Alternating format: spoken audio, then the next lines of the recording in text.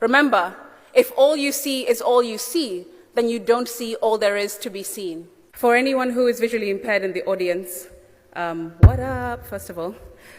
As a visual description, I'll start by describing myself. I am a black African woman, 5'7" and some change. I'm wearing black flats. My hair is up in an interesting situation. And I've got on beaded earrings, Maasai earrings, and a black dress, which I call my power dress. I wear it when I need a bit of confidence.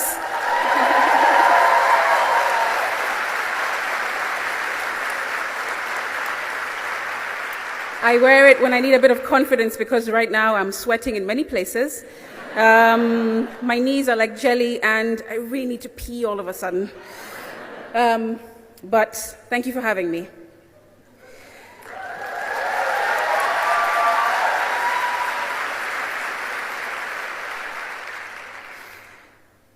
I had my first major eye surgery in 2010. General anesthetic, knife to the eye, 2 hours instead of the quick 40 minutes they had anticipated, and it didn't work. In fact, I came out of theater having lost more of my already declining eyesight. You see, since high school, I had been losing my eyesight, very slowly, very gradually. And at the time, I had no idea why. Glaucoma wasn't a word I had ever heard before. None of my family had either. Then the ophthalmologist told me it's not just glaucoma, it's glaucoma the remix. He said that my glaucoma had already caused a lot of havoc in my eyes and that they will not be able to stop it. That it's more aggressive in black Africans because of the color of our eyes, and that I'll probably be blind by 25. Between then and now, I've had over 20 different procedures, trying desperately to get back even a tiny bit of what I lost long ago. I was a teenager then. As my friends were discovering their paths and future ambitions, I was thrust into a world of darkness, grappling with the heavy burden of visual impairment in little Mombasa Island on the coast of Kenya. It's one thing to go blind, but it's another thing to go blind in a society that clings on discrimination, steeped with traditional prejudices. My name is Senator Crystal Asiige, a human that is crazy about amplifying the voices of those who are overlooked and underestimated, the underdogs, like I have always been. I'm a fervent believer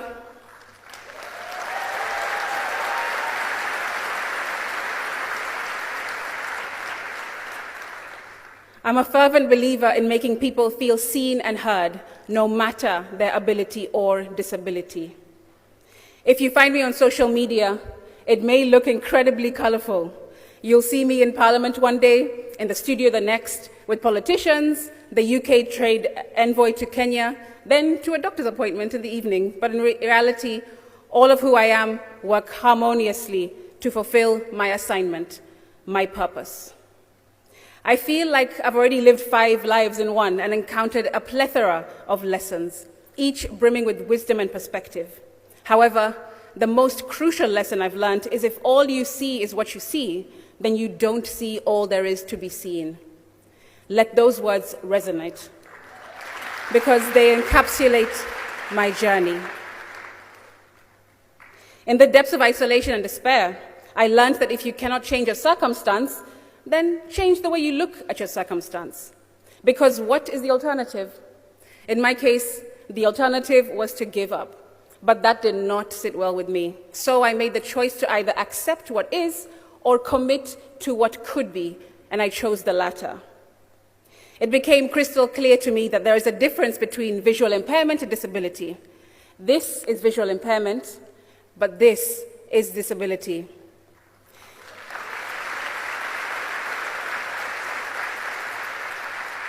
I very quickly learned that disability does not discriminate. People do. In fact, disability can be the catalyst for unparalleled strength and adaptability. The most extraordinary gift my disability has given me is resilience, an unwavering determination to rise above adversity, and the ability to pivot and turn things around when they seem to be going left. I'm sure that's something that we all share here today as young people, right? Fast forward, the Dutch Ministry of Foreign Affairs found me in my work, just a needle in a haystack of change makers like you, and invited me to last year's summit. It was here where I got the news that I had been gazetted into the 13th Parliament of Kenya.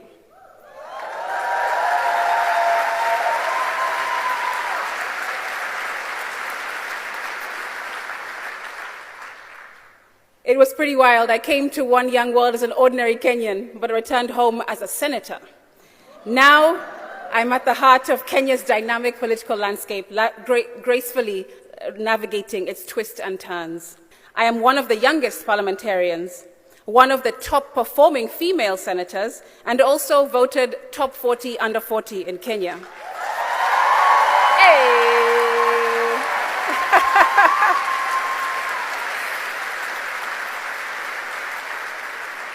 The platform on which I stand today has played an integral role in shaping me into the person that I've become. It has infused me with the confidence that is nothing short of transformative. It's given me a glimmer of hope and inspired people who are young watching me, not only in Kenya but across the globe.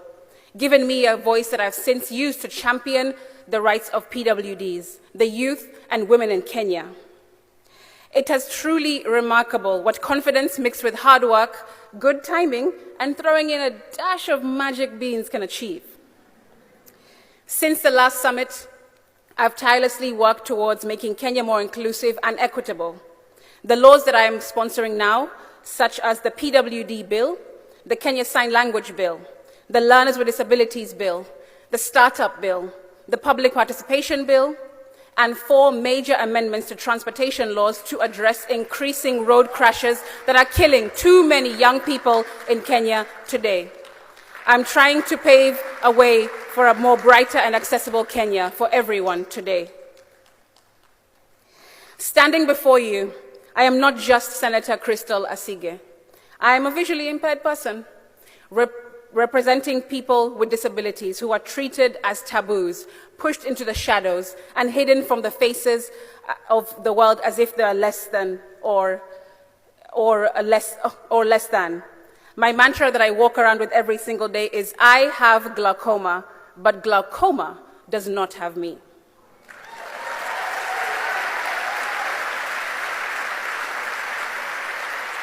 When I spoke to you a year ago, I wore the same hat, carrying the weight of those unheard voices.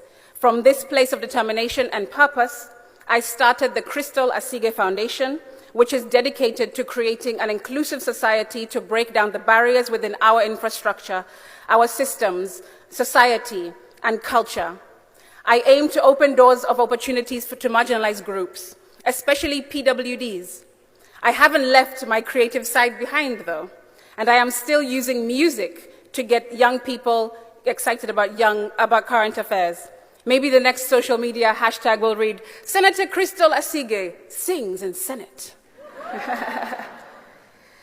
After this session, I hope you'll remember me as an example of a shattered stereotype. People with disabilities are not mere charity cases or prayer items in the neighborhood Bible group. No, we are individuals with skills, talents, and powerful inherent creativity that can surprise and elevate the world that you have never imagined. Though I am now a politician, I am a person first. I won't barrage you with geopolitics and geoeconomics. Instead, I want to focus on leaving no one behind. I'd like to remind you that leaving no one behind includes yourself. Give your all, be authentic, embrace all aspects of yourself, and don't ever hide.